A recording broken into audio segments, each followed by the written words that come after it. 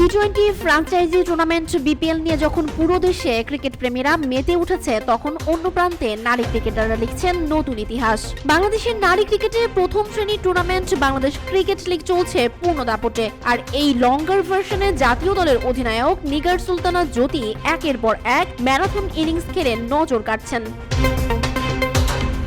BCL এর প্রথম রাউন্ডে 153 রান করে প্রথম সেঞ্চুরিয়ান হিসেবে নাম লিখিয়েছিলেন জ্যোতি। দ্বিতীয় রাউন্ডে তিনি সেই কীর্তি ছাড়িয়ে গড়লেন নতুন রেকর্ড। রাজশাহী শহীদ কামরুজ্জামান স্টেডিয়ামে মধ্যাঞ্চলের হয়ে 171 রানের দুর্দান্ত ইনিংস খেলে সবার নজর কাড়লেন জ্যোতি। এদিন মুর্শিদা খাতুনও খেলেছেন 170 রানের অসাধারণ ইনিংস। মুর্শিদার সঙ্গে জ্যোতির 228 রানের জুটি মধ্যাঞ্চলকে শক্ত অবস্থানে নিয়ে যায়।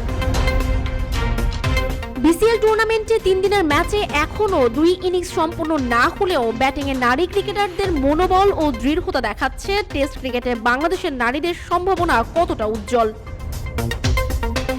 এদিকে বিপিএল এর একাদশ আসরের উত্তেজনা শুরু হতে যাচ্ছে আগামী 30 ডিসেম্বর। উদ্বোধনী দিনে 2টি ম্যাচ দিয়ে জমে উঠবে ফ্র্যাঞ্চাইজি ক্রিকেটের রোমাঞ্চ।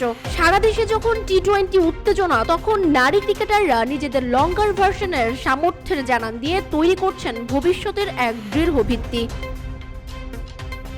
জ্যোতি, মুর্শিদা ও তাদের সঙ্গীদের এই পারফরমেন্স নিশ্চিতভাবেই বাংলাদেশের ক্রিকেট প্রেমীদের জন্য গর্বের বিষয়। টি-20 ঝড় কাটিয়ে নারীদের টেস্ট ফরম্যাটও এভাবেই জায়গা করে নেবে ক্রিকেট প্রেমীদের হৃদয়ে। সঞ্জিদা আফরিন, সোনিয়া, রূপালী, বাংলাদেশ।